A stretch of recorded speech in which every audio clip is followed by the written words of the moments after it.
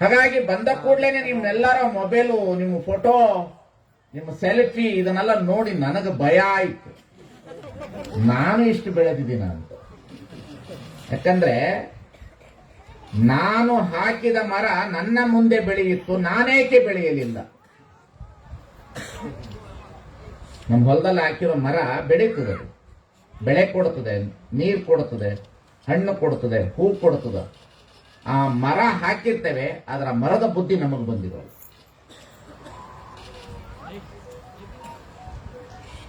ಹಾಗಾಗಿ ಇಲ್ಲಿ ನಾವು ಕೂತಿರುವಂತಹ ವ್ಯವಸ್ಥೆ ಏನು ಅಂತಂದ್ರೆ ಅಭಿಮಾನದಿಂದ ಯಾರು ಇಲ್ಲಿ ಕೊಡ್ತಿಲ್ಲ. ಯಾಕೆಂದ್ರೆ ಬಸವಣ್ಣನ ಭಕ್ತಿಯ ಮೇಲೆ ಇಲ್ಲಿ ಎಲ್ಲರೂ ಕುಳಿತಿರ್ತಕ್ಕಂಥದ್ದು. ನಿಜಗುಣಾನಂದ ಸ್ವಾಮೀಜಿ ಅವ್ರನ್ನ ನೋಡ್ಲಿಕ್ಕಾಗಿ ಯಾರು ಬಂದಿದ್ದಾರೆ, ಮಾಡಿದ್ದಾರೆ, ನಾನು ಒಪ್ಪಲ್ಲ. ಯಾಕಂದ್ರೆ ನಮ್ಮ ರಂಗಣ್ಣ ಅವ್ರು ಬಂದಾರ, ದೇವದುರ್ಗದ ರಂಗಣ್ಣ ಅವರು ಇದ್ದಾರ, ಎಲ್ಲಿದ್ದಾರೆ ರಂಗಣ್ಣ ಅವರು? ಬರಬೇಕು. ಹಿರಿಯರು, ನಮ್ಮ ಮಾರ್ಗದರ್ಶಕರು ಅವರು ರಂಗಣ್ಣ ಅವರು. ದೇವದುರ್ಗದ ರಂಗಣ್ಣ ಅವರು ಅಂದ್ರೆ ಬಹಳ ಅದ್ಭುತವಾದ ವ್ಯಕ್ತಿಗಳು ಅವರೆಲ್ಲರೂ ಈ ಭಾಗದಲ್ಲಿ. ಕಾರಣ ನಾವೆಲ್ಲರೂ ಇಲ್ಲಿ ಕೂಡಿದ್ದೇವೆ,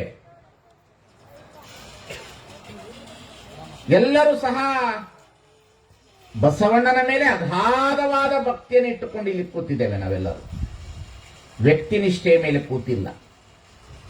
ನಿಜಗುಣಾನಂದ ಸ್ವಾಮೀಜಿಗೆ ಯಾವಾಗ ಬೆಲೆ ಬಂದಿದೆ ಅಂದ್ರೆ ಬಸವಣ್ಣನವರ ವಿಚಾರ ಹೇಳಿದಾಗ ನಿಜಗುಣಾನಂದ ಸ್ವಾಮೀಜಿಗೆ ಬೆಲೆ ಬಂದಿದೆ ಅನ್ನತಕ್ಕಂಥದ್ದು ಅರ್ಥ ಮಾಡ್ಕೊಳ್ಬೇಕು.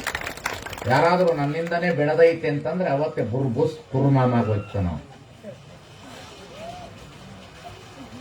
ಬಸವ ತತ್ವದ ಪ್ರತಿಪಾದಕರಿಗೆ ಮೊದಲು ಏನು ಹೋಗಬೇಕಂದ್ರೆ ಅಹಂಕಾರ ಹೋಗ್ಬೇಕು.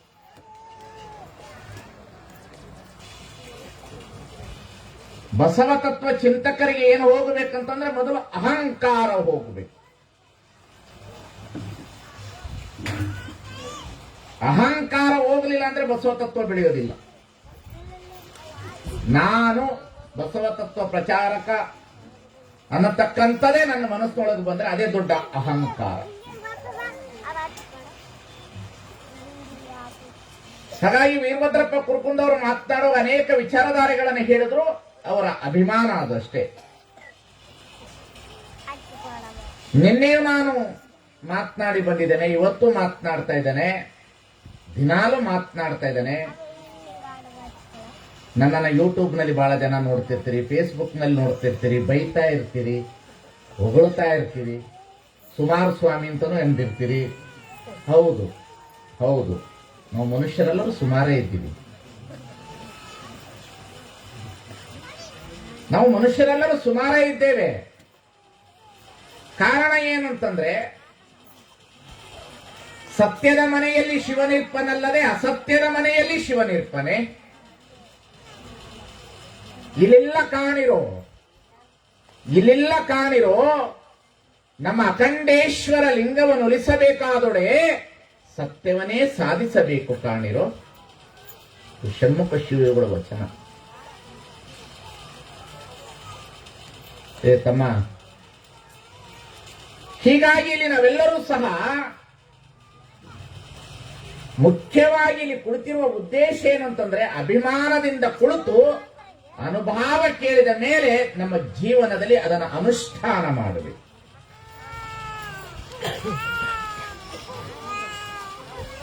ಅಭಿಮಾನದಿಂದ ಇಂಬುಗೊಳ್ಳುತ್ತೇವೆ, ಅನುಭವದಿಂದ ಅರಳುತ್ತೇವೆ, ಅನುಷ್ಠಾನದಿಂದ ಕ್ರಿಯೆಗೆ ಒಳಪಡುತ್ತೇವೆ.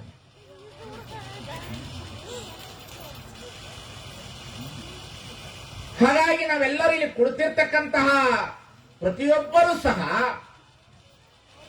ನೀವು ಯೂಟ್ಯೂಬ್ನಲ್ಲಿ ಕೇಳಿದಂಗೆ ಮಾತಾಡಲ್ಲ ನಾನು ಇವತ್ತು, ಇದು ಅನುಭವ ಅದ. ಹಾಗಾಗಿ ನಾವೆಲ್ಲರೂ ಇಲ್ಲಿ ಅನುಭವಕ್ಕೆ ಕುಳಿತಿದ್ದೀವಿ ಅಂದ್ರೆ ಯಾರು ಅನುಭಾವಿ, ಯಾರು ಅನುಭವ, ಯಾವುದು ಅನುಭವ?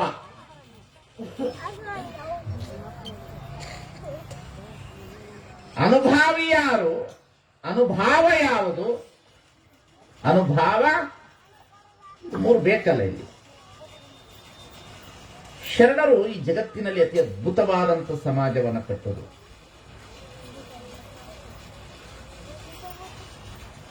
ಅವರು ಕಟ್ಟಿದಂತಹ ಸಮಾಜ ಈ ಜಗತ್ತಿನಲ್ಲಿ ಇನ್ನೊಬ್ಬರು ಕಟ್ಟಲಿಕ್ಕೆ ಸಾಧ್ಯವೇ ಇಲ್ಲ. ಅವರು ಕಟ್ಟುವಂತ ಸಮಾಜ ಇದಿಲ್ಲ. ಅವ್ರ ಮುಂದೆ ನಾವ್ ಯಾರು ಏನು ಕಟ್ಲಿಕ್ಕೆ ಆಗೋದಿಲ್ಲ. ಅವ್ರ ಹೆಸರು ಹೇಳ್ಕೊಂಡು ಬದುಕೋದಷ್ಟೇ ನಾವೆಲ್ಲ.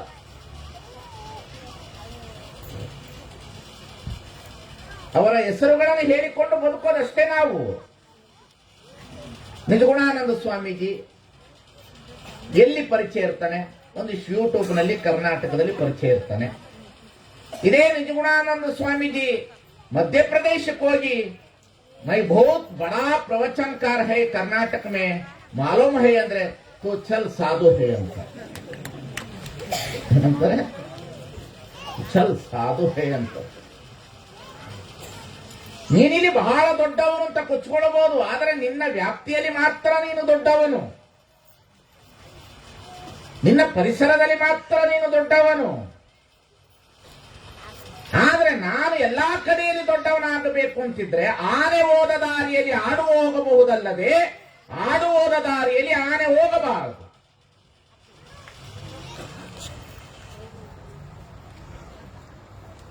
ಆನೆ ಹೋದ ದಾರಿಯಲ್ಲಿ ಆಡು ಹೋಗಬಹುದಲ್ಲದೆ ಆಡು ಹೋದ ದಾರಿಯಲ್ಲಿ ಆನೆ ಹೋಗಬಾರದು ಅಂತಲ್ಲ. ಆಡು ಹೋಗ್ಲಿಕ್ಕೆ ಆಗೋದಿಲ್ಲ. ಆಡು ಹೋದಲ್ಲಿ ಆನೆ ಹೋಗ್ತದೆ ಇಲ್ಲ. ಆನೆ ಹೋದ ಮೇಲೆ ದಾರಿ ಮಾಡಿರ್ತದೆ. ಆಡು ಹೋಗಬಹುದು, ಕುರಿ ಹೋಗಬಹುದು, ಆಕಳು ಹೋಗಬಹುದು, ಎಲ್ಲ ಪ್ರಾಣಿಗಳು ಹೋಗಬಹುದು. ಹಾಗೆ ನಮ್ಮ ಬಸವ ತಂದೆ ಅನ್ನತಕ್ಕಂಥ ಶರಣ ಸಂಸ್ಕೃತಿಯ ಮದವನ್ನಲ್ಲ, ಅನುಭಾವದ ಗಜ ನಡೆದಿರ್ತಕ್ಕಂಥ ದಾರಿಯೊಳಗೆ ನಾವು ಹೋಗಿ ಬಿಟ್ರೆ ನಾವೆಲ್ಲರೂ ಸಂತೃಪ್ತರಾಗ್ತೇವೆ ಅನ್ನತಕ್ಕಂಥದನ್ನು ಕಾಣಬೇಕಾಗಿದೆ. ಹಾಗಾಗಿ ನೀವು ಬಸವಣ್ಣನವರ ಹೆಸರನ್ನ ಎಲ್ಲಿ ತೆಗೆದುಕೊಂಡು ಹೋಗ್ತೀರಿ ಅಲ್ಲಿ ನಿಮಗೆ ಗೌರವ.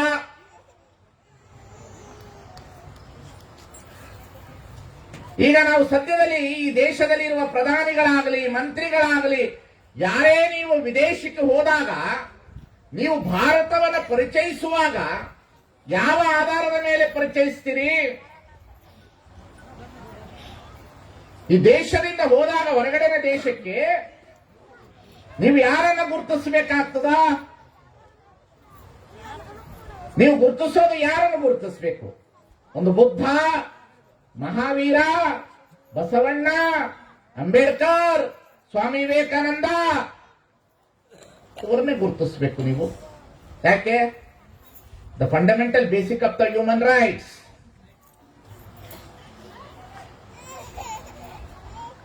ಜಗತ್ತಿನ ಮೊಟ್ಟ ಮೊದಲನೆಯ ಮೂಲಭೂತವಾದ ವಸ್ತುಗಳು ಯಾವುದು? ನಮ್ಮ ದೇಶದಲ್ಲಿ ದೊಡ್ಡ ದೇವಸ್ಥಾನ ಇದೆ.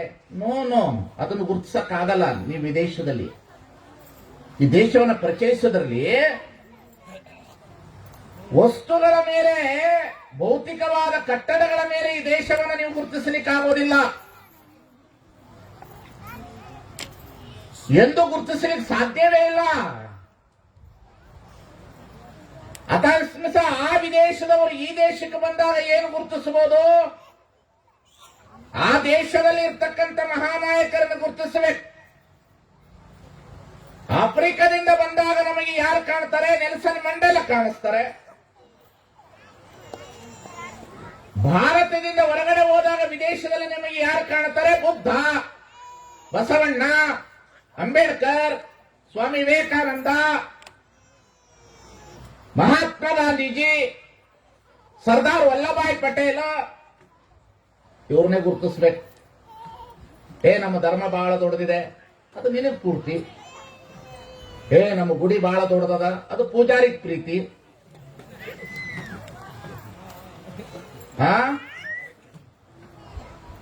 ನನ್ನ ಗುಡಿ ಬಹಳ ದೊಡ್ಡದದ, ನಿನ್ ಪೂಜಾರಿಗೆ ಸಂಬಂಧಪಟ್ಟಿದ್ದು. ನನ್ನ ಮಠ ಬಹಳ ದೊಡ್ಡದದ, ಅದು ನಿನ್ನ ಸ್ವಾಮಿಗೆ ಸಂಬಂಧಪಟ್ಟಿದ್ದು. ದೇಶದ ಸಾಂಸ್ಕೃತಿಕ ಪರಂಪರೆಯ ವಿಚಾರಧಾರೆಗಳನ್ನ ಮಂಡನೆ ಮಾಡುವ ವ್ಯವಸ್ಥೆ ಯಾವುದು ಅಂದ್ರೆ ಈ ದೇಶದಲ್ಲಿ ಹುಟ್ಟಿ ಹೋಗಿರ್ತಕ್ಕಂಥ ಮಹಾತ್ಮರ ಮೌಲ್ಯಗಳೇ ಈ ದೇಶದ ಸಾಂಸ್ಕೃತಿಕ ಪರಂಪರೆಯ ಸಂದೇಶ ಅನ್ನತಕ್ಕಂಥದನ್ನು ಕಂಡುಕೊಳ್ಳಬೇಕಾಗಿರ್ತಕ್ಕಂಥದ್ದು. ನೀನು ಅಲ್ಲ ಈ ಜಗತ್ತಿನಲ್ಲಿ, ನೀವು ಕಾಣ್ಲಿಕ್ಕೆ ಆಗೋದಿಲ್ಲ. ಯಾವ ರಾಜಕಾರಣಿಗಳು ಕಾಣ್ಲಿಕ್ಕೆ ಸಾಧ್ಯ ಇಲ್ಲ, ಯಾವ ಪಕ್ಷದವರು ಕಾಣ್ಲಿಕ್ಕೆ ಸಾಧ್ಯ ಇಲ್ಲ. ನೀವು ಆಕಸ್ಮಿಕ ನಮ್ಮಂತ ಸ್ವಾಮಿಗಳು ಸಹ ವಿದೇಶಕ್ಕೆ ಹೋದಾಗ ನಾವು ಏನ್ ಹೇಳ್ತೀವಿ ಅಂತಂದ್ರೆ, ಯಾರ ಜೊತೆಯಲ್ಲಿ ಮಾತನಾಡುವಾಗ ನೀವೆಲ್ಲಿಂದ ಬಂದಿದ್ದೀರಿ? ಕರ್ನಾಟಕದಿಂದ ಬಂದಿದ್ದೀವಿ. ಯಾರಿಂದ ಎಲ್ಲಿಂದ ಬಂದಿದ್ದೀವಿ? ಕರ್ನಾಟಕ. ಹಾಗಾದ್ರೆ ಅದು ಎಲ್ಲಿದೆ? ಭಾರತ ದೇಶದಲ್ಲಿ ಒಂದು ರಾಜ್ಯ ಇದೆ. ಆ ರಾಜ್ಯ ಎಲ್ಲಿದೆ? ಕರ್ನಾಟಕ. ಯಾರನ್ನು ಗುರುತಿಸಬೇಕು? The social reform of the ಬಸವಣ್ಣನನ್ನು ಗುರುತಿಸ್ಕೊಂಡು ನಾವು ಗುರುತಿಸ್ಕೊಳ್ಬೇಕಾಗ್ತದೆ ಅಲ್ವಾ? ಬಸವಣ್ಣನವರನ್ನ ಗುರುತಿಸುವುದೇ ನಮ್ಮ ದೇಶದ, ನಮ್ಮ ರಾಜ್ಯದ ವ್ಯಕ್ತಿತ್ವ, ನೈತಿಕ ಮೌಲ್ಯ, ಆಧ್ಯಾತ್ಮದ ಪರಂಪರೆ. ಇನ್ಯಾವುದರಿಂದನೂ ಸಾಧ್ಯವಿಲ್ಲ ನಮಗೆ, ಯಾವುದರಿಂದನೂ ಸಾಧ್ಯ ಇಲ್ಲ.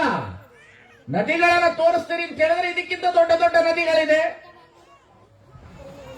ಗುಡ್ಡಗಳನ್ನು ತೋರಿಸ್ತೀರಿ ಅಂತಂದ್ರೆ ಇದಕ್ಕಿಂತ ದೊಡ್ಡ ಗುಡ್ಡಗಳಿದೆ. ವಿದ್ಯಾಲಯಗಳನ್ನು ತೋರಿಸ್ತೀರಿ ಅಂತಂದ್ರೆ ಇದಕ್ಕಿಂತ ದೊಡ್ಡ ವಿದ್ಯಾಲಯಗಳಿದ್ದಾವೆ. ಆರೋಗ್ಯವನ್ನು ಸೂಚಿಸ್ತೀರಿ ಅಂತ ಹೇಳಿದ್ರೆ ಇದಕ್ಕಿಂತ ದೊಡ್ಡ ಆರೋಗ್ಯದ ಕೇಂದ್ರಗಳಿದೆ ಅಲ್ವಾ? ಭಾರತ ಅಂದ್ರೆ ಏನು? ಕರ್ನಾಟಕ ಅಂದ್ರೆ ಏನು? ತಮಿಳುನಾಡು ಅಂದ್ರೆ ಏನು? ಆಂಧ್ರ ಅಂದ್ರೆ ಏನು? ಈಗ ಮಹಾರಾಷ್ಟ್ರ ಅಂದ ಕೂಡಲೇ ನಮಗೆ ಯಾರ ಕಣ್ಣಿಗೆ ಕಾಣ್ತಾರೆ?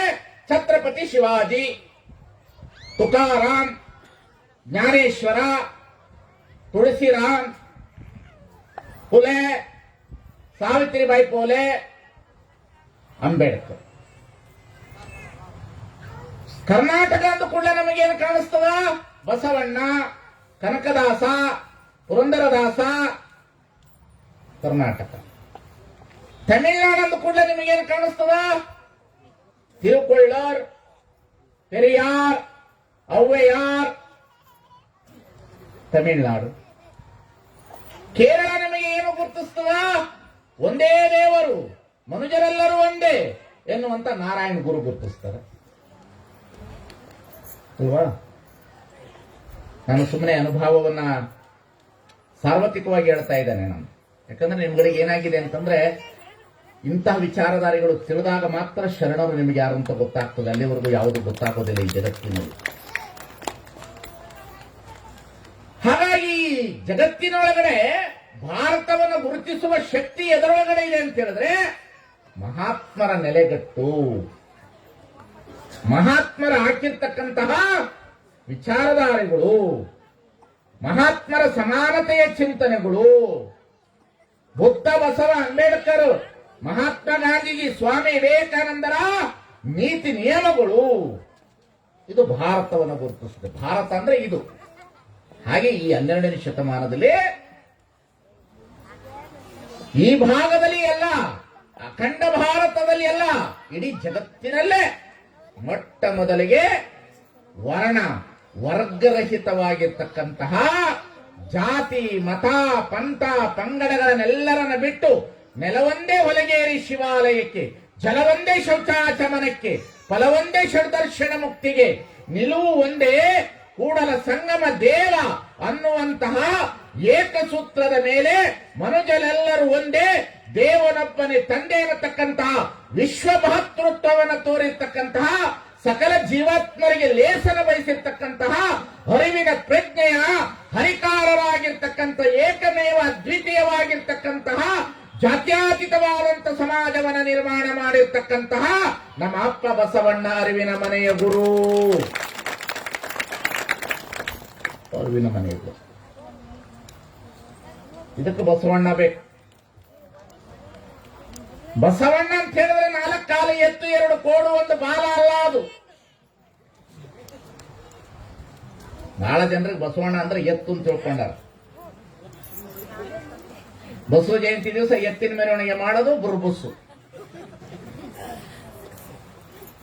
ಬಸವಣ್ಣ ಅಂತ ಹೇಳಿದ್ರೆ 4 ಕಾಲು 2 ಕೋಡು 1 ಎತ್ತಲ್ಲ ಅದು. ಈಗ ನಾನು ಬಸವಣ್ಣನ ನೀವು ಎತ್ತು ಅಂತ ನೀವು ಕರ್ನಾಟಕದವ್ರು ಹೇಳೋದಾದ್ರೆ, ಬ್ರಿಟನ್ನಿನ ಒಳಗಡೆ ಥೇಮ್ಸ್ ನದಿ ದಡದ ಹತ್ರ ಎತ್ತಿನ ಮೂರ್ತಿನೇ ಇಡಬೇಕಾಗಿತ್ತು, ಬಸವಣ್ಣನ ಮೂರ್ತಿ ಹಾಕಿಟ್ರೆ ಪ್ರಶ್ನೆ ಅಲ್ಲ. ಬಹಳ ಜನರು ಕೇಳ್ತಾ ಇರ್ತೀರಲ್ಲ, ಬಸವಣ್ಣ ಎತ್ತು ಎತ್ತು ಎತ್ತು. The of knowledge is danger. ಬಹಳ ಡೇಂಜರ್ ಇರ್ತಾರೆ ಇವರು, ಆಲ್ಮೋಸ್ಟ್ ಡೇಂಜರ್ ಇವರು. ತಮಗೂ ತಿಳಿದಿರಲ್ಲ, ಇನ್ನೊಬ್ಬರಿಗೂ ತಿಳಿಯಲ್ಲ. ತಲೆಗಳಲ್ಲಿ 4 ಪ್ರಕಾರದ ತಲೆ ರೀ. ಅತಂತ್ರ ತಲೆ, ಕುತಂತ್ರ ತಲೆ, ಪರತಂತ್ರ ತಲೆ, ಸ್ವತಂತ್ರ ತಲೆ ಅಂತ. ತಲೆಗಳಲ್ಲಿ 4 ಪ್ರಕಾರದ ತಲೆ. ಒಂದು ಅತಂತ್ರ ತಲೆ, ಕುತಂತ್ರ ತಲೆ, ಪರತಂತ್ರ ತಲೆ, ಸ್ವತಂತ್ರ ತಲೆ. ಈ ಅತಂತ್ರ ತಲೆ ತನಗೂ ತಿಳಿಯೋದಿಲ್ಲ, ಇನ್ನೊಬ್ಬರು ಹೇಳಿದ್ದು ಕೇಳೋದಿಲ್ಲ. ಬಹಳ ಡೇಂಜರ್ ಇದೆ. ಇಲ್ಲಿ ಯಾವುದೂ ಇಲ್ಲ, ಅದಕ್ಕೆ ಸ್ವತಂತ್ರ ಕುಂತಿರಿ. ಇದು ಅತಂತ್ರ ತಲೆ. ಎರಡನೆಯ ತಲೆ ಯಾವುದು ಅಂದ್ರೆ ಕುತಂತ್ರ ತಲೆ. ಇದು ಬಹಳ ಡೇಂಜರ್. ಯಾರು ಬರ್ತಾ ಇದ್ದಾರ್ರಿ? ನಿಜಗುಣಾನ ಸ್ವಾಮೀಜಿ. ಧರ್ಮ ಒಡೆಯವನ್ನ ಯಾಕೆ ಕರ್ಸಿರಿ?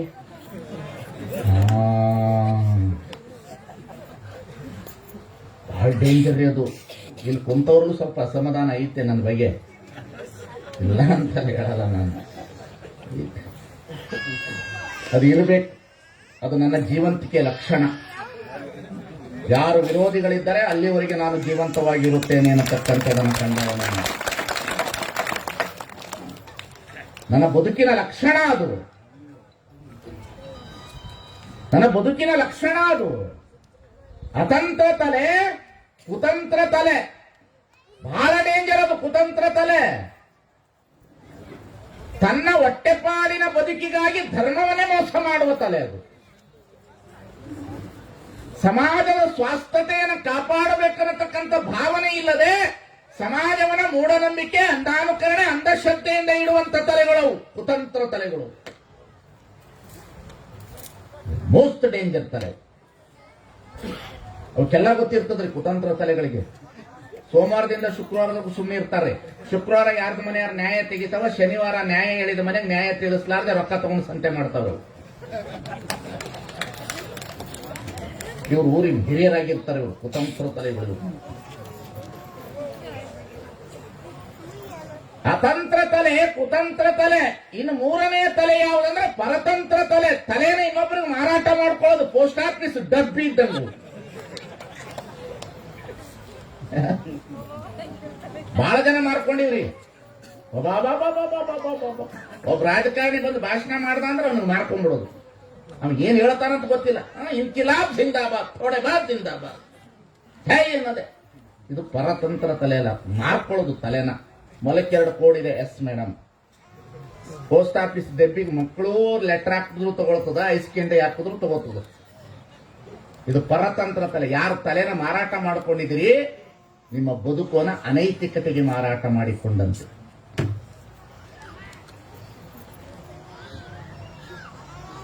ಪರತಂತ್ರ ತಲೆ ಅದು. ಮನುಷ್ಯ ಬದುಕಿರುವುದು ಸ್ವತಂತ್ರ ತಲೆಯಾಗಿ ಬದುಕಬೇಕು. ಅದಕ್ಕೆ ಸಿದ್ದಯ್ಯ ಪುರಾಣಿಕರು ಸ್ವತಂತ್ರ ಧೀರ ಸಿದ್ದೇಶ್ವರ ಅಂದ್ರು ಅವರು ವಚನ ಮುದ್ರಿಕೆಗೆ. ಸ್ವತಂತ್ರ ಧೀರ ಸಿದ್ದೇಶ್ವರ.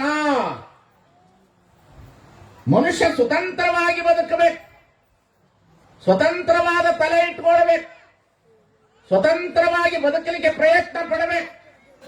ಸ್ವತಂತ್ರದ ಅರಿವಿನ ಪ್ರಜ್ಞೆಯಲ್ಲಿ ಬದುಕಿಸುವಂತಹ ಒಂದು ಜಾಗತಿಕ ಮಟ್ಟದ ಅನುಭವ ಮಂಟಪ ಏನಾದ್ರಿದ್ರೆ ಅದು ಕರ್ನಾಟಕದಲ್ಲಿ ಆಯ್ತು ಅನ್ನತಕ್ಕಂಥದ್ದು ನಾವೆಲ್ಲರೂ ಅರ್ಥ ಮಾಡ್ಕೊಳ್ಬೇಕಾಗಿರೋದು. ಸ್ವತಂತ್ರವಾಗಿ ಅನುಭವ ಮಂಟಪ. ಎನ್ನನ್ನು ಅರುಹದೆ ನಿನ್ನನ್ನು ಅರುಹಿದರೆ ನಾನು ನಿನಗೆ ಗುರುವಲ್ಲ, ನೀ ನನಗೆ ಶಿಷ್ಯನಲ್ಲ.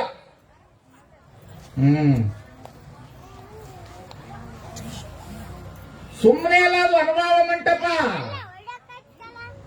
ಸಾಮಾನ್ಯವಾಗಿ ಬಂದದಲ್ಲ ಅದು.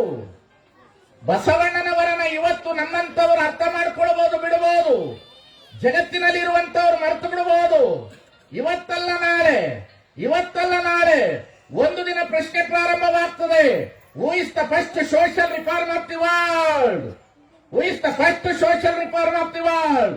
It is not Karl Marx, it is not Jyotiba Phule, it is not Buddha, it is not Congress, it is not BJP, it is not Janata Dal. Basaveshwara is the first social reform of the world ಅನ್ನತಕ್ಕಂಥ. ಎಂತಹ ಕೆಲಸ ಮಾಡಿದ್ರು ನಮ್ಮಪ್ಪ ಬಸವಣ್ಣ ಅಂದ್ರೆ ಸಾಮಾನ್ಯವಾದ ಕೆಲಸ ಮಾಡಲಿಲ್ಲ ನಮ್ಮಪ್ಪ ಬಸವಣ್ಣ. ನಮ್ಮ ಜನರಿಗೆ ಗೊತ್ತಾಗೋದಿಲ್ಲ ಪಾಪ. ನಿಮ್ಮನ್ನೆಲ್ಲರನ್ನು ನಾವು ಧರ್ಮ ಅನ್ನುವುದು ಉದ್ಯೋಗ ಮತ್ತು ಧರ್ಮ ದೇವರು ಅನ್ನುವುದು ಒಂದು ಉದ್ಯೋಗದ ತಂತ್ರಗಾರಿಕೆ ಆಗಿದೆ ಇವತ್ತಿನ ದಿನಮಾನ ಕಾಲದಲ್ಲಿ. ಧರ್ಮ ಮತ್ತು ದೇವರು ಉದ್ಯೋಗ ರೀ. ನನ್ನ ಪ್ರವಚನದಲ್ಲಿ ಬಹಳ ಸಲ ಹೇಳಿದ್ದೀನಿ, ಯಾರಿಗಾದ್ರೂ ಬೇಸರ ಆಗಿರ್ಬೋದು, ಬೈತಾನೆ ಇರ್ತಾರೆ ನಾನು ಎದುರೋದಿಲ್ಲ. ಯಾಕೆ ಅಂತ ಹೇಳಿದ್ರೆ ನಾನು ಸಾಯುತ್ತೇನೆ ಅನ್ನೋದು ನಿಶ್ಚಿಂತ ಇದೆ, ಅದಕ್ಕಾಗಿ ನಾನು ಹೇಳ್ತಾನೆ ಇರ್ತೇನೆ ಅಂತ ಹೇಳ್ತಾ ಇರ್ತೇನೆ. ನಾನು ಸಾಯುತ್ತೇನೆ, ಅದಕ್ಕಾಗಿ ಹೇಳುತ್ತೇನೆ. ನಾನು ಬದುಕನ್ನು ಅನುಭವಿಸ್ತೇನೆ, ಸಾವನ್ನು ಪ್ರೀತಿಸ್ತೇನೆ. ನೀವೇನಾದ್ರೂ ಯಾರಾದ್ರೂ ಬಹಳ ಸುಂದರವಾಗಿರ್ತಕ್ಕಂಥ ಜಗತ್ತನ್ನು ನೋಡಬೇಕು ಅಂತಂದ್ರೆ ಶರಣರ ವಚನಗಳನ್ನೇ ಓದಬೇಕು. ಆ ವಚನಗಳಲ್ಲಿ ಅತಿ ಅದ್ಭುತವಾದಂತ ಶಕ್ತಿ ನಿನ್ನನ್ನು ಆತ್ಮ ಜಾಗೃತಿ ಮಾಡ್ತದ, ನಿನ್ನನ್ನು ಸ್ವತಂತ್ರತೆಯನ್ನಾಗಿ ಮಾಡ್ತದ, ನಿನ್ನನ್ನು ಬದುಕಲಿಕ್ಕೆ ಅವಕಾಶ ಮಾಡಿಕೊಡ್ತದ. ಮರ್ತ್ಯಲೋಕವೆಂಬುದು ಕರ್ತಾರನ ಕಮ್ಮಟ ಅನ್ನುವಂತಹ ವಿಚಾರಧಾರೆಗಳನ್ನು ಅನುಭವಿಸಿಕೊಡ್ತದ ಅದು ವಚನಗಳು. ಬಹಳ ಅತಿ ಅದ್ಭುತ ಬಸವಣ್ಣಾರಿ. ಒಳಗೆ ಬರ್ತಿದ್ದಂಗೆ ಹೆಣ್ಣು ಮಕ್ಕಳೆಲ್ಲರೂ ಪುಸ್ತಕ ಹಿಡ್ಕೊಂಡು ತಲೆ ಹಿಡ್ಕೊಂಡು ಒಳಗೆ ಹೋಗ್ತಿದ್ರು.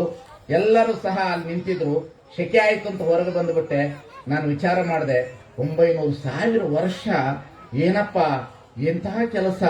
ಒಂದು ಸಣ್ಣ ಗಣಜಿಲಿ ಅಂತ ಊರಿನಾಗ ಸುಮ್ಮನೆ ಈ ಮೂಲ್ಯಾಗ ಬಂದು ಕುಂತಿದ್ಯ ಅಂದ್ರೆ ನಿನ್ನ ತಾಕತ್ ಎಷ್ಟಿರ್ಬೋದು, ನಿನ್ನ ಧೈರ್ಯ ಎಷ್ಟಿರ್ಬೋದು, ನಿನ್ನ ವ್ಯವಸ್ಥೆ ಎಷ್ಟಿರ್ಬೋದು.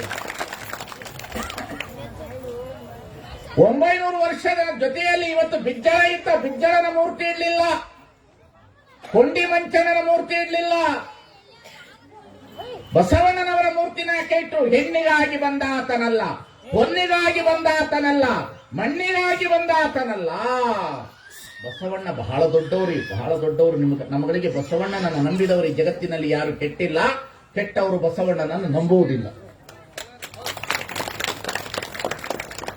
ಬಸವಣ್ಣನವರನ್ನು ನಂಬಿದವರು ಈ ಜಗತ್ತಿನಲ್ಲಿ ಯಾರು ಕೆಟ್ಟಿಲ್ಲ. ಕೆಟ್ಟವರು ಬಸವಣ್ಣನವರನ್ನ ನಂಬುವುದೇ ಇಲ್ಲ. ಕಾರಣ ಏನಂತಂದ್ರೆ ಬಸವಣ್ಣ ಯಾರಿಗಾಗಿ ಬಂದರು, ಯಾವ ಕಾರಣಕ್ಕಾಗಿ ಬಸವಣ್ಣ ಬಂದರು, ಎದಕ್ಕಾಗಿ ಬಸವಣ್ಣ ಬಂದರು. ಬಸವಣ್ಣನವರು ಬಾಗೇವಾಡಿಯ ಕಮ್ಯ ಕುಲದ ಶೈವ ಬ್ರಾಹ್ಮಣರ ಮನೆತನದಲ್ಲಿ ಹುಟ್ಟಿದವರು, ಮಂಡಿಗೆ ಮಾದಿರಾಜನ ಮನೆತನದಲ್ಲಿ ಹುಟ್ಟಿದವರು, ವೇದ ಆಗಮಗಳನ್ನು ಓದಿದವರು, ಪುರಾಣ ಶಾಸ್ತ್ರಗಳನ್ನು ಕೇಳಿದವರು, ಅಗ್ರಹಾರದಲ್ಲಿ ದಂಡನಾಯಕರಾಗಿದ್ದವರು, ಬಂಗಾರದ ಚಮಚವನ್ನೇ ಬಾಯಿಗೆ ಇಟ್ಟು ಬಂದಂತ ಬಸವಣ್ಣ ಅನ್ನಕ್ಕೆ ಕೊರತೆ ಇಲ್ಲ, ಬಟ್ಟೆಗೆ ಕೊರತೆ ಇಲ್ಲ, ಅಧಿಕಾರಕ್ಕೆ ಕೊರತೆ ಇಲ್ಲ, ಅಂತಸ್ತಿಗೆ ಕೊರತೆ ಇಲ್ಲ. ಇಂತಹ ಬಸವಣ್ಣ ಇದೇ ಕರ್ನಾಟಕದ ಬಾಗೇವಾಡಿಯ ಬಸವನ ಬಾಗೇವಾಡಿಯ ಇಂಗಳೇಶ್ವರದಲ್ಲಿ 900 ವರ್ಷದ ಹಿಂದೆ ಜನನ ಆಗಿ ಎಲ್ಲಿಗೆ ಬಂದು ನಿಂತುಕೊಂಡ್ರವರು, ಎದಕ್ಕಾಗಿ ನಿಂತ್ಕೊಂಡ್ರು, ಏನು ಅನ್ಲಿಲ್ಲ ಅವರು, ಏನು ಅನ್ಲಿಲ್ಲ ಅವರು. ಬಹಳ ಬಹಳ ಬಸವಣ್ಣನವರ ಬಗ್ಗೆ ನಮಗೆ ಅನುಕಂಪ ಇರಬೇಕು. ಎಷ್ಟು ಅನುಕಂಪ ಇರಬೇಕಂದ್ರೆ, ಬಸವಣ್ಣ ಯಾರ ಮನೆಗೆ ಹೋಗಿ ಊಟ ಮಾಡಿದ್ರು ಅಂದ್ರೆ, ಮಾದಾರ ಚೆನ್ನಯ್ಯನ ಮನೆಯಲ್ಲಿ ಉಂಡ ಕಾರಣ ವೇದ ನಡಗಿತ್ತು ನೋಡ. ಮಾದಾರ ಚೆನ್ನಯ್ಯನ ಮನೆಯಲ್ಲಿ ಉಂಡ ಕಾರಣ ವೇದ ನಡಗಿತ್ತು ನೋಡ. ಏನದು ಬಸವಣ್ಣ ಅಂದ್ರೆ? ನಮಗೊಂದೊಂದ್ಸಲ ನನಗೆ ಏನ್ ಅನಿಸ್ಬಿಡುತ್ತೆ ಅಂದ್ರೆ, ನನಗೆ ನಿಮ್ಮನ್ನು ಯಾರನ್ನು ನೋಡಿದಾಗ ನನಗೆ ಬೇಸರ ಆಗೋದಿಲ್ಲ.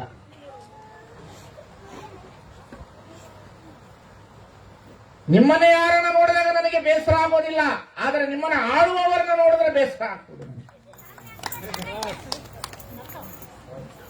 ಧಾರ್ಮಿಕವಾಗಿ ರಾಜಕೀಯವಾಗಿ ನಿಮ್ಮನ್ನ ಮೋಸ ಮಾಡ್ತಾರಲ್ಲ, ಅದು ನಮಗೆ ನೋವು ಆಗ್ತದೆ. ನಿಮ್ಮನ್ನ ಬದುಕಲಿಕ್ಕೆ ನಾವು ಬಿಡ್ತಾ ಇಲ್ವಲ್ಲ, ನಿಮ್ಮನ್ನ ನಾವು ಬದುಕಲಿಕ್ಕೆ ಬಿಡ್ತಾ ಇಲ್ವಲ್ಲ. ಧರ್ಮ ಬದುಕಲಿಕ್ಕೆ ಬಿಡಬೇಕು, ಭಯ ಏರಿಸಬಾರ್ದಲ್ಲ. ಧರ್ಮ ನಿನಗೆ ಸ್ವತಂತ್ರವಾಗಿ ಜೀವನ ಮಾಡಲಿಕ್ಕೆ ಅವಕಾಶವನ್ನು ಕಲ್ಪಿಸಿ ಕೊಡಬೇಕಲ್ಲ, ಅನುಮಾನವನ್ನು ಹುಟ್ಟಿಸಬಾರ್ದಲ್ಲ. ಧರ್ಮ ನಿನಗಾಗಿ ನೀನು ದುಡಿದಿರುವ ಹಣ ನಿನ್ನ ಬದುಕಿಗೆ, ನಿನ್ನ ಜೀವನಕ್ಕೆ ಬೇಕಾಗಿದೆ ಅಂತ ಹೇಳಬೇಕಾಗಿತ್ತಲ್ಲ. ಇಲ್ಲ, ಅದು ನೀನು ದುಡಿದಿರುವ ಹಣ ನಿನ್ನ ಧರ್ಮದ ಭಯ ನನಗೆ ಬೇಕು ಅಂತ ಹೇಳುವ ಧರ್ಮ ಇದೆಯಲ್ಲ. ಎಷ್ಟು ವಿಚಿತ್ರ ಇದೆ ಅಂದ್ರೆ, ಒಂದು ಭಾಷಣ ಮಾಡಿ ಪುನಃ ರಿಟರ್ನ್ ಹೋಗ್ತೀನಿ ಅಂತ ನನಗೆ ವಿಚಾರ ಇರೋದಿಲ್ಲ. ಯಾಕೆಂದ್ರೆ ಇಂಥದ್ದು ಮಾತನಾಡದಂತವ್ರು ಸ್ವಾಮಿಗಳೇ ಅಲ್ಲ. ಮಾತನಾಡಲೇಬಾರ್ದು ನಾವು ಸ್ವಾಮಿಗಳು. ನಾವು ಏನೈತೆ ಅದನ್ನೇ ಹೇಳ್ತಾ ಇರಬೇಕು. ದಾರ ಅಂದ್ರೆ ದಾರನೇ, ಚೀಟಿ ಅಂದ್ರೆ ಚೀಟಿನೇ. ಮೈ ಮ್ಯಾಗ ದೇವ್ರು ಬರ್ತು ಅಂದ್ರೆ ಒಪ್ಕೋಬೇಕು,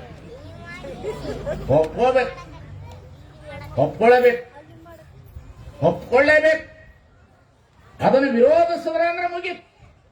ಇವನು ಧರ್ಮ ವಿರೋಧಿ, ಇವನು ದೇಶ ವಿರೋಧಿ. ನಿನ್ನ ಹೊಟ್ಟೆಪಾಡಿನ ಬದುಕಿಗಾಗಿ ಬಸವ ತತ್ವವನ್ನು ಹೇಳುವವರನ್ನ ಧರ್ಮ ವಿರೋಧಿ, ದೇಶ ವಿರೋಧಿ ಅನ್ನತಕ್ಕಂಥ ಮಾತುಗಳನ್ನು ಆಡುವ ದಿನಮಾನ ಕಾಲ ಬಂತು. ಇದೇ ಬಸವಣ್ಣನ ನಾಡಿನಲ್ಲಿ ಬಂತು ಸ್ವಾಮಿ, ಇದೇ ಬಸವಣ್ಣ ನಾಡಿನಲ್ಲಿ ಬಂತು. ಬಸವಣ್ಣ ಯಾರಿಗಾಗಿ ಬಂದ? ನಮ್ಮ ಊದಿನಲ್ಲಿ ಕೂತಾರಲ್ಲ, ಇಲ್ಲೆಲ್ಲ ಕುಳಿತಿದಾರಲ್ಲ, ಬಸವಣ್ಣ ಸಣ್ಣವರಿದ್ದಂತ ಸಂದರ್ಭದಲ್ಲಿ ಮನೆಗೆ ಓಡಿ ಬಂದ್ರು. ಅವ್ರ ಅವನ ಹತ್ರ ಮಾತನಾಡಿಸಿದ್ರು. ಮಾತಾಡಿದ ಮೇಲೆ ಅವರು ಸೋದರತ್ತೆನೆ ಮಾತನಾಡ್ಸಕ್ ಹೋದ್ರು. ಸೋದರತ್ತೆ ಹೇಳಿದ್ಲು ಮುಟ್ಟಿಸ್ಕೋಬೇಡ ಅಂದ್ಲು. ಯಾಕೆ ಮುಟ್ಟಿಸ್ಕೋಬೇಡ? ಮುಟ್ಟಾಗಿದ್ದೀನಿ ಅಂದ್ಲು. ಮುಟ್ಟಾದ್ರೆ ಮುಟ್ಟಿಸ್ಕೋಬಾರ್ದ? ಇಲ್ಲ ಮುಟ್ಟಿಸ್ಕೋಬಾರ್ದು, ಅದಕ್ಕಾಗಿ ನನ್ನನ್ನು ದೂರ ಇಟ್ಟ ಅಂದ್ರು. ಓಡಿ ಬಂದು ಅವ್ರ ಅವನ ಹತ್ರ ಕೇಳ್ದ, ಅವ್ವ ಸೋದರತ್ತೆನ ಮುಟ್ಸಕ್ ಹೋದೆ, ಅವಳು ಮುಟ್ಟಿಸ್ಕೋಬೇಡ ಅಂತಾಳ, ಮುಟ್ಟಾಗ್ಯಾಳ ಅಂತಂತಾಳ, ಮತ್ತೆ ಮುಟ್ಟಿಸ್ಕೋಬಾರ್ದು. ಇಲ್ಲ ಮುಟ್ಟಿಸ್ಕೋಬಾರ್ದವ.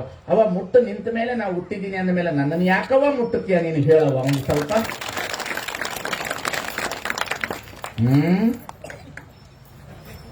ಇದೇ ಬಸವಣ್ಣನ ದೊಡ್ಡ ಕ್ರಾಂತಿ ಪ್ರಾರಂಭ ಆಗಿದೆ.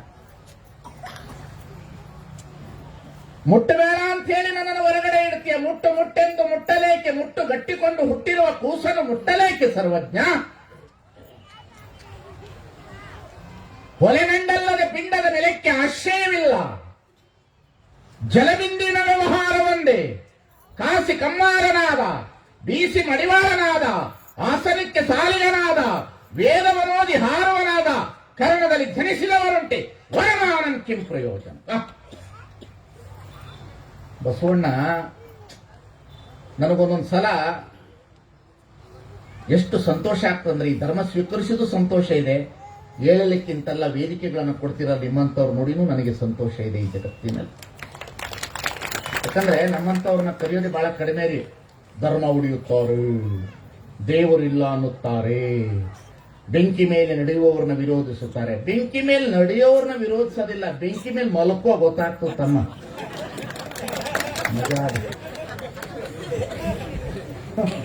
ಮಜಾ ಬಹಳ ಅದ ಮಜಾ. ದೇವ್ರು ಬಂತು, ಕೊಂಡ ಆಯ್ದ ಉರುಳು ಮಗನ. ಒಂದ್ ಅರ್ಧ ತಾಸ್ ನಿನ್ ದೇವ್ರ ಪವರ್ ಗೊತ್ತಾಗ್ತದೆ ಅಲ್ವಾ? ಇದನ್ನ ವಿರೋಧಿಸಿದ್ರು ಬಸವಣ್ಣ. ಅಪ್ಪ ಇದು ಮೂಢನಂಬಿಕೆ, ಇದು ಅಂಧಾನುಕರಣೆ, ಇದು ಅಂಧಶ್ರದ್ಧೆ. ಮೈ ಮೇಲೆ ದೇವರು ಬರುವುದಿಲ್ಲ, ಮುಟ್ಟಾಗೋದು ನಿಸರ್ಗದ ಕ್ರಿಯೆ. ಎಲ್ಲರೂ ಒಂದೇ ನೆಲದಲ್ಲಿದ್ದಾರಪ್ಪ. ನೆಲ ಒಂದೇ ಹೊಲಗೇರಿ ಶಿವಾಲಯಕ್ಕೆ, ಜಲ ಒಂದೇ ಶೌಚಾಚಮನಕ್ಕೆ, ಫಲವೊಂದೇ ಷಡ್ದರ್ಶನ ಮುಕ್ತಿಗೆ. ಅಪ್ಪ ನಾನು ಹುಟ್ಟಿರೋದು ಅದೇ ತರ, ನೀನು ಹುಟ್ಟಿರೋದು ಅದೇ ತರ, ನಮ್ಮವ್ವ ಹುಟ್ಟಿರೋದು ಅದೇ ತರ. ಇಲ್ಲಿ ಭೇದ ಭಾವ ಯಾಕವ? ಎದಕ್ಕೆ ಭೇದ ಭಾವ ಮಾಡ್ತೀಯ? ಮಾಂಸ ತಿನ್ನೋರ್ನ ಹೊರಗಡೆ ಇಡ್ತೀಯ, ಮಾಂಸ ತಿಂದಿರುವ ಬೆಕ್ಕನ ಒಳಗೆ ಬಿಟ್ಕೊಂಡಿಯಲ್ಲವ. ಯಾವ ಧರ್ಮವ ನಿಂದು? ಹೇಳು ಈ ಜಗತ್ತಿನ ಒಳಗಡೆ ಹೇಳು.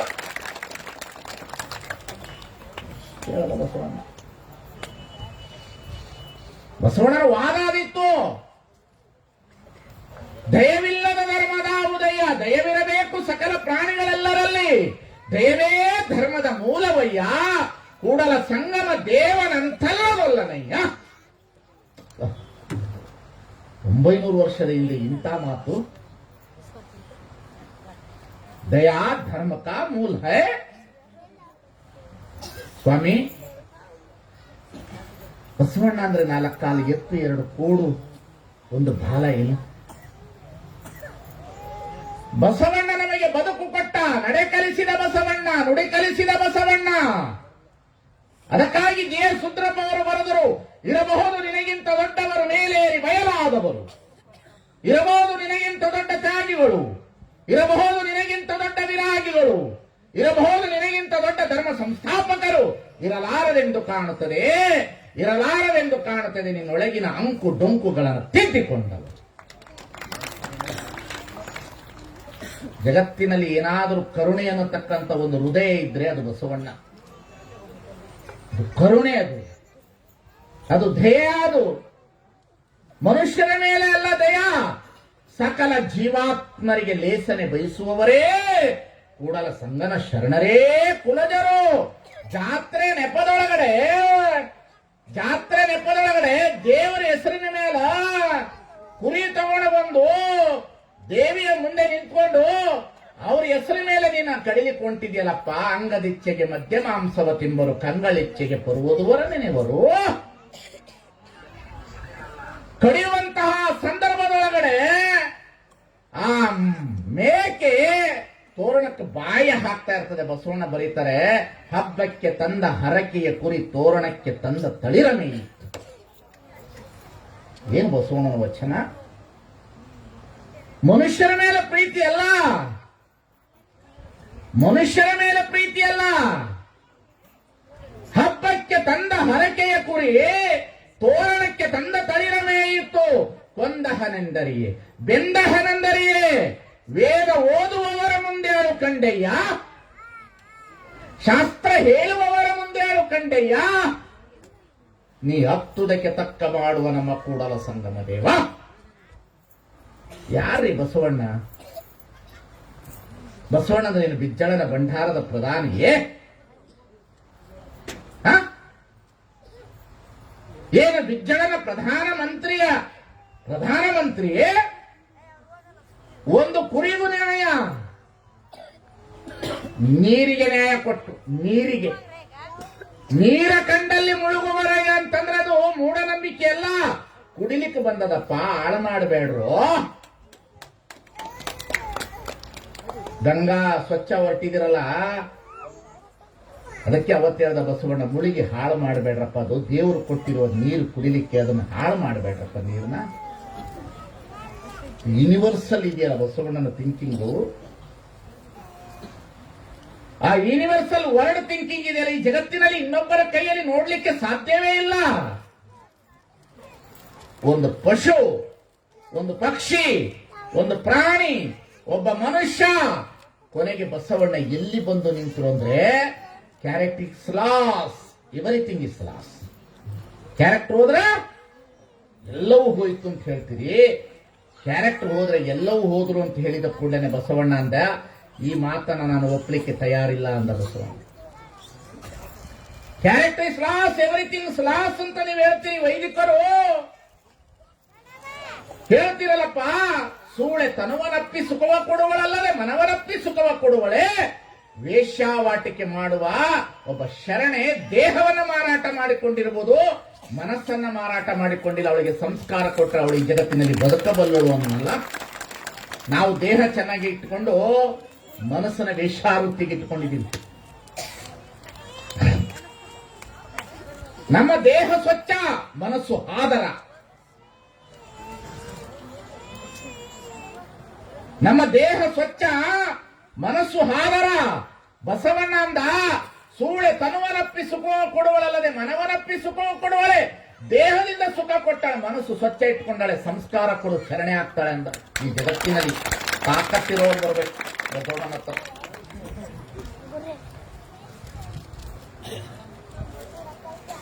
ಯಾರಿಗೆ ಸಾಧ್ಯ ಸ್ವಾಮಿ? ಮಾದಾರ ಚೆನ್ನಯ್ಯನ ಮನೆಗೆ ಹೋಗೋದು, ದೋಹಾರ ಕಕ್ಕಯ್ಯನ ಮನೆಗೆ ಹೋಗೋದು, ಅಂಬಿಗರ ಚೌಡಯ್ಯನ ಮನೆಗೆ ಹೋಗೋದು, ತುರ್ಗಾಯಿ ರಾಮಣ್ಣನ ಮನೆಗೆ ಹೋಗೋದು, ಒಕ್ಕಲಿಗ ಮುದ್ದಣ್ಣನ ಮನೆಗೆ ಹೋಗೋದು, ಸೂಳೆ ಸಂಕವನ ಮನೆಗೆ ಹೋಗೋದು, ಸತ್ಯಕ್ಕನ ಮನೆಯಲ್ಲಿ ಹೋಗೋದು. ಅದಕ್ಕಾಗಿ ಕುವೆಂಪುರು ಬರೆದರು, ಕಾರ್ತಿಕದ ಕತ್ತಲೆಯಲ್ಲಿ ಆಕಾಶ ದೀಪವಾಗಿ ಬಂದೆ ಬಟ್ಟೆಗೆಟ್ಟವರಿಗೆ ಒಂದು ದೊಂದಿನಕ್ಕಾಗಿ 8 ಶತಮಾನಗಳಿಂದ ಓ ಅಧ್ಯಾತ್ಮ ಕ್ರಾಂತಿ ವೀರ, ದೇವ ದಯವೊಂದೇ ಧೀರ ಅವತಾರ ಶ್ರೀ ಬಸವೇಶ್ವರ.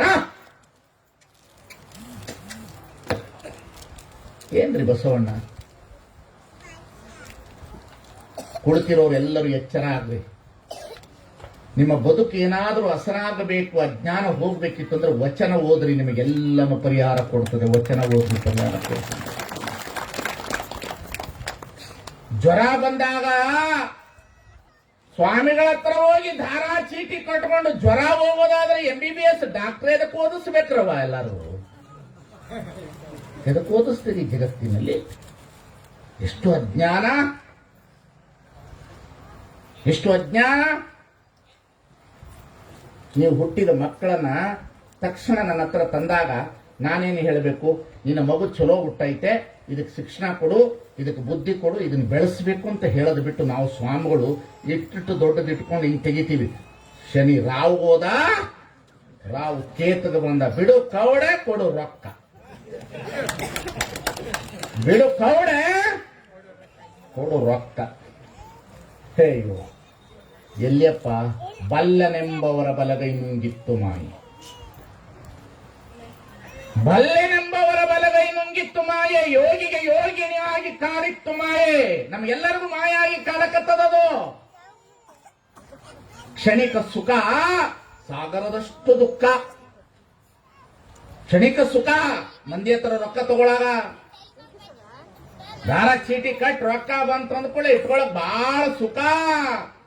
ಸಾಸಿವೆ ಎಷ್ಟು ಸುಖಕ್ಕೆ ಸಾಗರದಷ್ಟು ದುಃಖ ನೋಡ. ಧರ್ಮ ಇರೋದು ಜನರನ್ನ ಮೋಸ ಮಾಡ್ಲಿಕ್ಕಾಗಿ ಅಲ್ಲ, ಧರ್ಮ ಇರೋದು ಮನುಷ್ಯರನ್ನ ಅಜ್ಞಾನದಿಂದ ಸುಜ್ಞಾನದ ಕಡೆಗೆ ತರೋದು, ಮನುಷ್ಯರನ್ನ ಪವಿತ್ರರನ್ನಾಗಿ ಮಾಡೋದು. ನೀವ್ಯಾರು ಪಾಪಿಗಳಲ್ಲ, ನೀವ್ಯಾರು ಕರ್ಮ ಮಾಡಿದವರಲ್ಲ, ನೀವ್ಯಾರು ಅಪ್ಲಿಕೇಶನ್ ಹಾಕಿಲ್ಲ ಹೀಗೆ ಹುಟ್ಟಬೇಕು ಅಂತ, ನೀವ್ಯಾರು ಹಾಕಿಲ್ಲ. ನೀವೆಲ್ಲರೂ ದೇವರ ಮಕ್ಕಳು, ನೀವ್ಯಾರು ಕರ್ಮ ಮಾಡಿದವರಲ್ಲ. ಎಲವೋ ಕರ್ಮ ಮಾಡಿದವನೇ, ಎಲವೆಲವೋ ಪಾಪವ ಮಾಡಿದವನೇ, ಓರ್ವನಿಗೆ ಶರಣೆಯನ್ನು ನಮ್ಮ ಕೂಡಲ ಸಂಗಮ ದೇವರಿಗೆ ಶರಣೆಯನ್ನು, ಸರ್ವ ಪಾಪಗಳಿಗೆ ಹೊನ್ನ ಪರ್ವತಗಳಾದವು. ನನಗೆ ಒಂದೊಂದ್ಸಲ ಓದ್ಬಿಟ್ಟಿದ್ದೀನಲ್ರಿ, ಬಹಳ ಕಷ್ಟ ಆಗ್ತದ್ರಿ. ನಿಮ್ಮನ್ನ ಅರ್ಧ ಗಂಟೆಲಲ್ರಿ, ನಾನು ಒಂದು ವರ್ಷದಾಗ ನೀವು ನನ್ನ ಜೊತೆಲಿ ಬರ್ರಿ, 100 ಜನ ಸುಮ್ಮನೆ ತಲೆ ಬೋಳಿಸ್ಕೊಡ್ರಿ, ನಾ ಹೇಳ್ದಂಗೆ ಕೇಳ್ಬೇಕಷ್ಟೆ. ನಾನು ಏನ್ ಹೇಳ್ತೀನಿ ಬಟ್ಟೆ ಹಾಕೊಳ್ಳೋದು. ಹೊರಗೆ ಬರೋತ್ತಿಗೆ ನನ್ನ ಹತ್ರ 4 ಜನ ನಿಂತ್ಕೊಂಡು ಗಾಳಿ ಬೀಸೋದು, ಒಳಗೆ ಹೋಗೋತ್ತಿಗೆ 4 ಜನ ಗಾಳಿ ಬೀಸೋದು, ನಾನು ಹೋಗೋತ್ತಿಗೆ ಜೈ ಜೈ ಜೈ ಅನ್ಕೋತ ಹೋಗೋದು. ರಾಕ್ ರೈ ರೈ ರೈ ಅಂತ. ಏನು ಕಥೆರಿ ಜಗತ್ತು, ಏನು ಭಾರತ, ಏನು ಅಜ್ಞಾನ, ಏನು ಶಿಕ್ಷಣ, ಎಲ್ಲಿ ನಮ್ಮ ಜೀವನ, ಎಲ್ಲಿ ಬದುಕಿದ್ದೇವೆ? ಹೌದಿರಾ?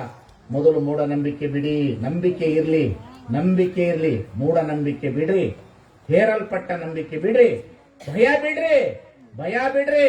ಮೊದಲು ಭಯ ತೆಗಿರಿ, ನೀವು ಮೊದಲು ಭಯ ತೆಗಿರಿ, ಒಳಗಿಂದ ಭಯ ತೆಗಿರಿ. ಈ ಜಗತ್ತಿನಲ್ಲಿ ದೇವರು ಕರುಣಾಮಯಿ, ದೇವರು ಕರುಣಾಮಯಿ, ಮಹಾತ್ಮರು ಅದಕ್ಕಿಂತ ದೊಡ್ಡ ಕರುಣಾಮಯಿಗಳು.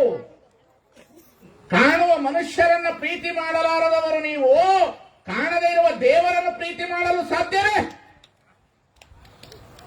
ಸಾಧ್ಯ ಇದೆ. ಬೆಳಗಿನ ಸಂಜೆವರೆಗೆ ಹೋಗೋದು, ಸುತ್ತೋದು, ಗರ ಗರ ಗರ ಗರ ಅಂತ ಗುಡಿ. ಕಷ್ಟಕ್ಕೆ ದೇವರ ಪರಿಹಾರವೋ, ನಿನ್ನ ದುಡಿಮೆ ಪರಿಹಾರವೋ?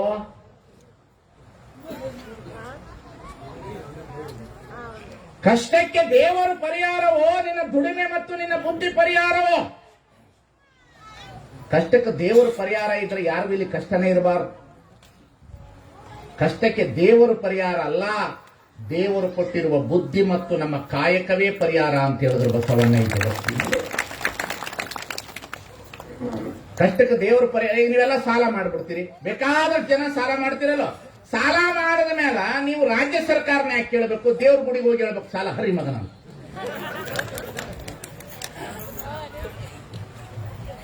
ಮಂತ್ರಿಗೆ ಯಾಕೆ ಕೊಡಬೇಕು ಅಪ್ಲಿಕೇಶನ್? ನನ್ನ ಸಾಲ ಹರಿ ಅಂತ. ಬೇಡುವ ಆತ ಭಕ್ತನಲ್ಲ, ಬೇಡಿಸಿಕೊಂಬ ಆತ ಜಂಗಮನಲ್ಲ. ಬಸವಣ್ಣನ ತತ್ವ ಅನ್ನೋದು ಇವತ್ತಿಗೆ ಮುಗಿಯೋ ವಿಚಾರಧಾರೆಗಳಲ್ರಿ. ಇದು ಆಲ್ ರೌಂಡ್ ಪರ್ಸನಾಲಿಟಿ. ಮೂಢನಂಬಿಕೆ, ಅಂಧಾನುಕರಣೆ, ಅಂಧಶ್ರದ್ಧೆ, ಸಾಹಿತ್ಯ, ಪರಂಪರೆ, ಅನುಭವ, ಅಧ್ಯಾತ್ಮ.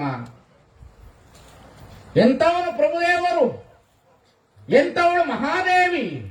900 ವರ್ಷದ ಹಿಂದೆ ಮಹಾದೇವಿ ಬರ್ತಾಳ. ಕನ್ನಡದ ಮೊಟ್ಟ ಮೊದಲನೆಯ ಕವಿತ್ರೆ.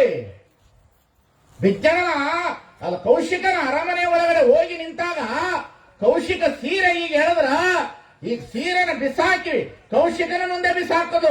ಎಮ್ಮೆಗೊಂದು ಚಿಂತೆ, ಧರ್ಮಿಗೊಂದು ಚಿಂತೆ, ಕರ್ಮಿಗೊಂದು ಚಿಂತೆ, ಎನಗೆ ಎನ್ನ ಚಿಂತೆ, ನಿನಗೆ ನಿನ್ನ ಕಾಮದ ಚಿಂತೆ, ಒಲ್ಲೆ ಸೆರಗ ಬಿಡು ಮರಳೆ, ಎನಗೆ ಚೆನ್ನಮಲ್ಲಿಕಾರ್ಜುನ ದೇವ ಒಲಿವನು ಒಲೆಯನೆಂಬ ಚಿಂತೆ. ತೇಗದಿಂಗ್ ಹೋಗೋದ್ಲು, ಹೊರಗೆ ಬಂದು ನಿಂತ್ಕೊಂಡ್ಲು. ಕೇಳಿದ್ರೆ ಎಲ್ಲರೂ ಬಂದು ಎಲ್ಲಿಗೆ ಹೋಗ್ತೀಯಾ ಅಂತ. ಎಲ್ಲಿ ಹೋಗ್ತೀಯ ಅಂದ್ಲು. ಜಗತ್ತಿಗೆ ಎಂತಹ ಸಂದೇಶ ಕೊಟ್ಲು.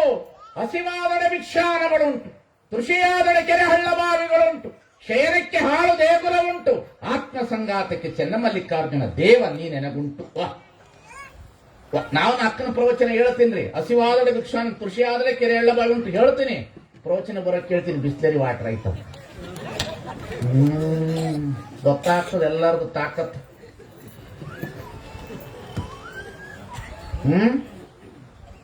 ಎಂತಹ ತಾಯಿ ಇಡೀ ಉಡುತರೆಯನ್ನು ಬಿಟ್ಲು. ಕಲ್ಯಾಣಕ್ಕೆ ಬರುವಾಗ ದಾರಿಯಲ್ಲಿ ವಚನಗಳನ್ನು ಪ್ರಚಾರ ಮಾಡುವಾಗ ಯಾರೋ ಪ್ರಸಾದ ತಂದು ಹಾಕಿದ್ರೆ ಪ್ರಸಾದ ಕೈಯಲ್ಲಿ ತಗೊಳ್ಳಿಲ್ಲ, ಕೆಳಗೆ ಬಿತ್ತು.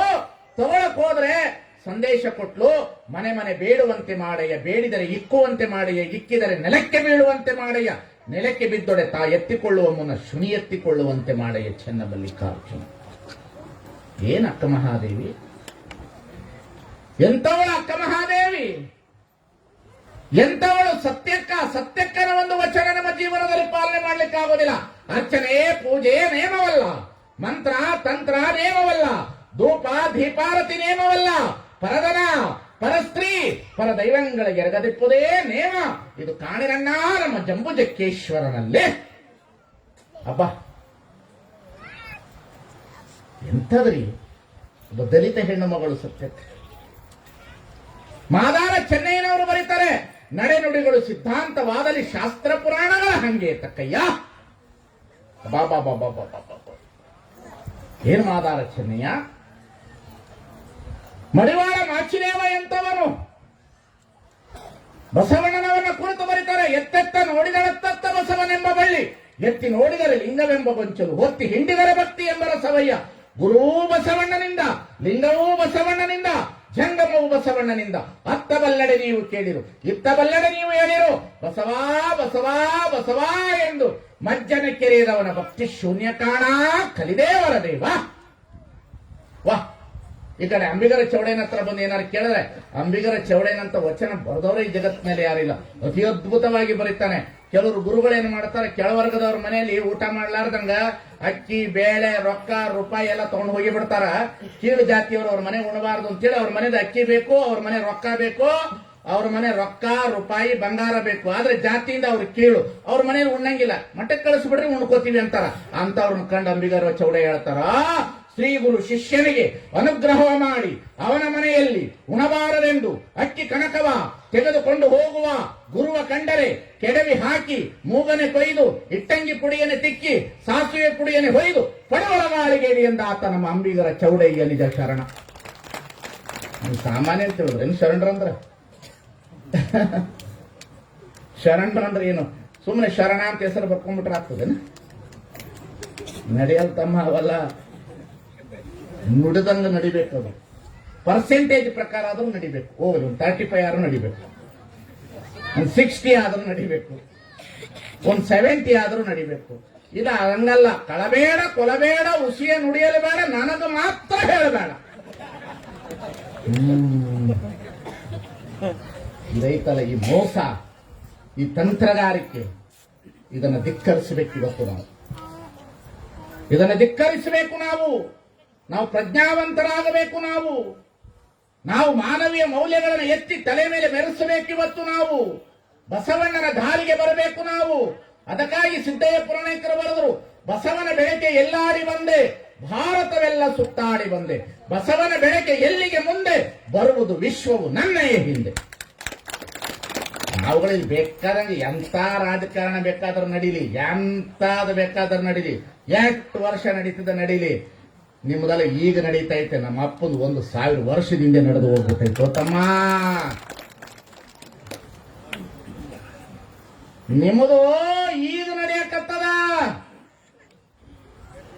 ಒಂದು 1000 ವರ್ಷದಿಂದ ನಡೆದು ಹೋಗೈತೆ. ನಿಮ್ಮದು ಈಗ ನಡೆಯಕತ್ತದ, 2000 ವರ್ಷದಿಂದ ಬುದ್ಧಂದು ನಡೆದು ಹೋಗ್ಬಿಟ್ಟದ.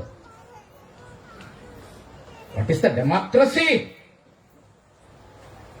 ಏನು ಪ್ರಜಾಪ್ರಭುತ್ವ ಅಂದ್ರೆ ಏನು ಅಬ್ರಾಹಂ ಲಿಂಕನ್ ಹೇಳ್ದಂಗೇನು, ಅಮೆರಿಕದೊಳಗಡೆ ಪ್ರಜೆಗಳಿಗೋಸ್ಕರ ಪ್ರಜೆಗಳಿಂದ ನಿರ್ಮಿತವಾಗಿರ್ತಕ್ಕಂಥ ಪ್ರಜಾಪ್ರಭುತ್ವವೇ. ನೋಡಿ, ಈ ದೇಶದೊಳಗಡೆ ಅಂಬೇಡ್ಕರ್ಗೆ ರಾಜನಾಗಿರಲಿಲ್ಲ, ಅಂಬೇಡ್ಕರ್ ರಾಜರಾಗಿರಲಿಲ್ಲ, ಆಸ್ತಿ ಇರಲಿಲ್ಲ, ಮನೆ ಇರಲಿಲ್ಲ, ಜಾತಿಯಿಂದ ದೊಡ್ಡವರಲ್ಲ, ಅಧಿಕಾರದಲ್ಲಿ ಇದ್ದವರಲ್ಲ. ಈ ಜಗತ್ತಿನಲ್ಲಿ ಅಂಬೇಡ್ಕರ್ ಅವರ ಹತ್ರ ಕತ್ತಿ ಇರಲಿಲ್ಲ, ಆಸ್ತಿ ಇರಲಿಲ್ಲ, ಏನಿರಲಿಲ್ಲ. ಅಂಬೇಡ್ಕರ್ ಅವರ ಬುದ್ಧಿ ಮತ್ತು ಪೆನ್ನು ಈ ಸಂವಿಧಾನವನ್ನು ರಚನೆ ಮಾಡಿತು. ಈ ದೇಶ ಪೆನ್ ಕೆಲಸ ಮಾಡ್ತು, ನಿನ್ನ ಕತ್ತಿ ಬನ್ನಿ ಮುರಿಯ ಕೊಡ್ತು.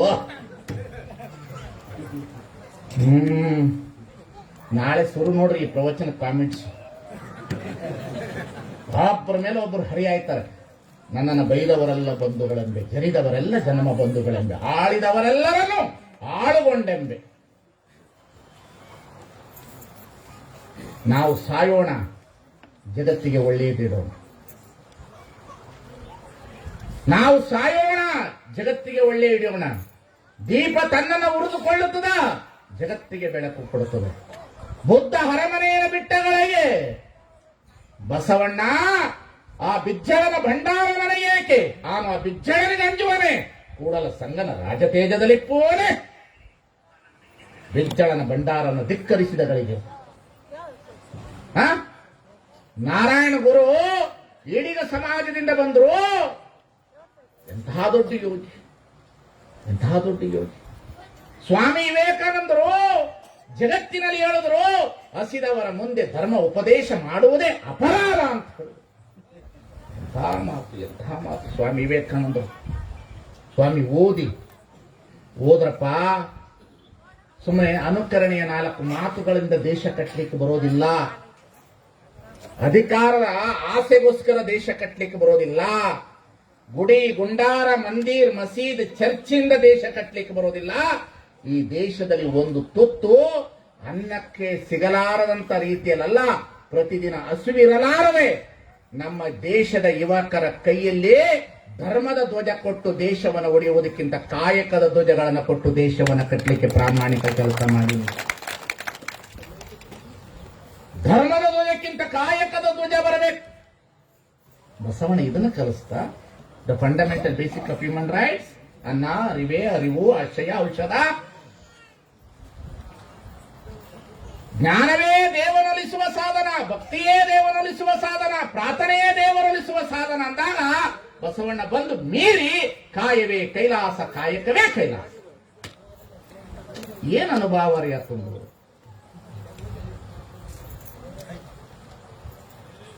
ನನಗೆ ಬಹಳ ಸಂತೋಷ ಏನಾಗೋದಂದ್ರೆ ಬಸವಣ್ಣನವರನ್ನ ನಂಬಿನಿ. ಬಹಳ ದೊಡ್ಡ ಅನುಭಾವಿ.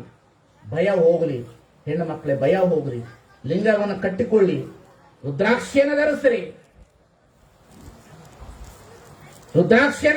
ವಚನಗಳನ್ನು ಓದ್ರಿ, ಅಂಧಾನುಕರಣೆಯಿಂದ ಹೊರಗೆ ಬಂದ್ರಿ. ಈಗ ಮದುವೆ, ನನ್ನ ಪ್ರವಚನಗಳಲ್ಲಿ ಕೇಳಿರುವ ಮಾತುಗಳೇ ನೀವೆಲ್ಲರೂ. ಮದುವೆ ಆದಮೇಲೆ ಹೆಣ್ಣು ಮಗಳು ಮನೆ ಒಳಗೆ ಬರುವಾಗ ಎಡಗಾಲ ಹಾಕಬೇಕು. ಎಡಗಾಲ ಕನಿಷ್ಠ ಏನವ ಇದು? ಕನಿಷ್ಠ. ಬೆಳಗ್ಗೆ ಸ್ಟ್ರೈಕ್ ಮಾಡಬೇಕು ಗೊತ್ತಾಗ್ತದೆ ಕನಿಷ್ಠ ಅಂದ್ರೆ ಏನು. ಎಡಗೈ ಕನಿಷ್ಠ ಹೇಳ್ರಿ, ಬಲಗೈ ಶ್ರೇಷ್ಠ. ಎಡಗಾಲ ಕನಿಷ್ಠ, ಬಲಗಾಲ ಶ್ರೇಷ್ಠ. ಮದುವೆ ಮಾಡಿಕೊಂಡು ಬಂದಂತ ಹೆಣ್ಣುಮಗಳು ಎಡಗಾಲ ಹಾಕಬಾರದು, ಬಲಗಾಲ ಹಾಕಬೇಕು ಅಂತ ಅನ್ನೋದಾದ್ರೆ ಮನೆಯನ್ನು ಆಳುವ ಮನುಷ್ಯ ಯಾವ ಕಾಲ ಹಾಕಬೇಕು ಹೇಳು? ಪುರುಷ ಪ್ರಧಾನ ಸಮಾಜ. ಹೆಣ್ಮಕ್ಳು ಒಪ್ಪಬೇಡ್ರಿ. ಇನ್ಮೇಲೆ ಮದುವೆ ಆಗಲಾರದು ಹುಡುಗಿಯರು ಇದ್ರೆ ನಿಮ್ಮ ಅತ್ತೆ ಮನೆ ಒಳಗಡೆ ಎಡಗಾಲ ಹಾಕು, ಬಲಗಾಲ ಹಾಕೊಂಡ್ರೆ ಎಡಗಾಲ ಹಾಕಬೇಡ, ಬಲಗಾಲ ಹಾಕಬೇಡ, ಕಪ್ಪೆ ಹಾರ್ದಂಗೆ 2 ಕಾಲ ಹಾಕಿ ಹಾರಿಬಿಡು ಮನೆ ಒಳಗೆ. ರಬ್ಬ ಏನಾಗ್ತದೆ ನೋಡೋಣ. ಎಡಗಾಲು ಕನಿಷ್ಠ, ಎಡಗೈ ಕನಿಷ್ಠ. ಯಾಕೆ? ಎಡಗೈ ಬಹಳ ಕನಿಷ್ಠ, ಬಲಗೈ ಶ್ರೇಷ್ಠ. ಬಲಗೈಯಲ್ಲೇ ತೀರ್ಥ ತೆಗೆದುಕೊಳ್ಳಬೇಕು. ಎಡಗೈ ಕನಿಷ್ಠ ಅಂದ್ರು ಶತಶತಮಾನದಿಂದ ದೇಹದಲ್ಲಿ ಇರ್ತಕ್ಕಂಥ ಸ್ಪೃಶ್ಯತೆಯೊಳಗಡೆ ಎಡಗೈ ಕನಿಷ್ಠ ಅನ್ನಂತ ದಿನಮಾನಕದಲ್ಲಿ ಬಸವಣ್ಣ ಲಿಂಗದ ಗದ್ದಿಗೆಯನ್ನು ಮಾಡಿದ. ಬಸವಣ್ಣ ನಮ್ಗೆಲ್ಲ ದೃಷ್ಟಿಕೋನ ನೋಡಬೇಕಾಗ್ತದೆ. 1 ತಾಸಾಯ್ತು ನಾನು ಮಾತನಾಡ್ಲಿಕ್ಕೆ ಶುರು ಮಾಡಿ.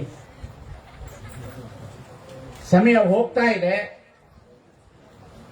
ಮಾತನಾಡ್ತಾ ಹೋದ್ರೆ ಅದು ಮಿತಿಮೀ ಇರ್ತದೆ. ನಾನು ಇಲ್ಲಿ ಕುಳಿತವರಿಗೆ ಒಂದೇ ಒಂದು ವಿನಂತಿ ಏನು ಅಂದ್ರೆ, ಈ ಭಾಗದ ಜನ ಬಹಳ ಪ್ರಜ್ಞಾವಂತ ಜನ, ನೀವು ಬಹಳ ಪ್ರಜ್ಞಾವಂತ ಜನ. ಎಲ್ಲಾ ಜಿಲ್ಲೆಗಳಲ್ಲಿ ನೋಡಿದ್ದೇನೆ, ಈ ಜಿಲ್ಲೆಯ ರಾಯಚೂರು ಜಿಲ್ಲೆ ಭಾಗದ ಜನ ಬಹಳ